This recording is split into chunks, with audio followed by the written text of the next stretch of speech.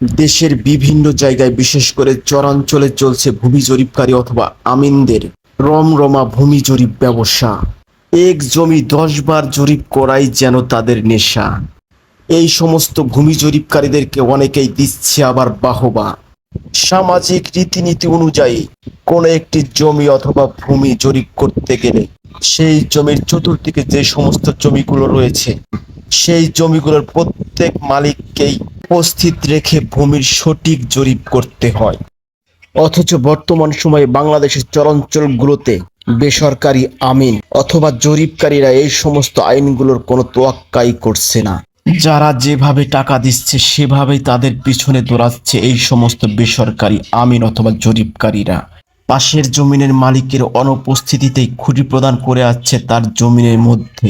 যে পক্ষ তাদেরকে ভাড়া করে নিয়ে এসেছে সেই পক্ষের জমি বের অথবা বৃদ্ধি করার জন্য। আবার কখনো কখনো এমনও হয় খুঁটি প্রদানের কয়েকদিন পরে আবার সেই আমিনি এসে অন্য পক্ষের হয়ে এই সমস্ত খুঁটিগুলো তুলে ফেলে। জমিনের মালিকেরা তাদের জমি বুঝে অথবা বৃদ্ধি করে নিবেই। এখন কথা হচ্ছে যে কোনো জমির সীমানা হ্রাস অথবা বৃদ্ধি করতে গেলে সেই জমির মালিক সহ তার পার্শ্ববর্তী জমির মালিকগুলো উপস্থিত থাকা একান্তভাবে জরুরি।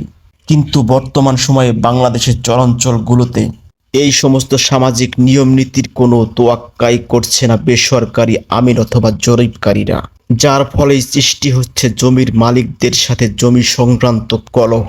জমি সংক্রান্ত এই সমস্ত কলহগুলো মাঝে মাঝে এমন পর্যায়ে চলে যায় যা মর্মান্তিক হৃদয় বিদারক হতাহতের ঘটনার জন্ম দেয়। আর বাহ্যিক দৃষ্টিতে আমরা এক পক্ষ অন্য পক্ষকে দায়ী করি এই সমস্ত হৃদয় বিদারক ঘটনার জন্য। সারা জীবনের জন্য শত্রুতা সৃষ্টি হয় একে অপরের মধ্যে। অথচ এই সমস্ত ঘটনার জন্য যেই সমস্ত লোকগুলো দায়ী সেই সমস্ত লোকগুলোকে নিয়ে আমরা কখনোই ভাবি না এবং ভাবার চেষ্টাও করি না।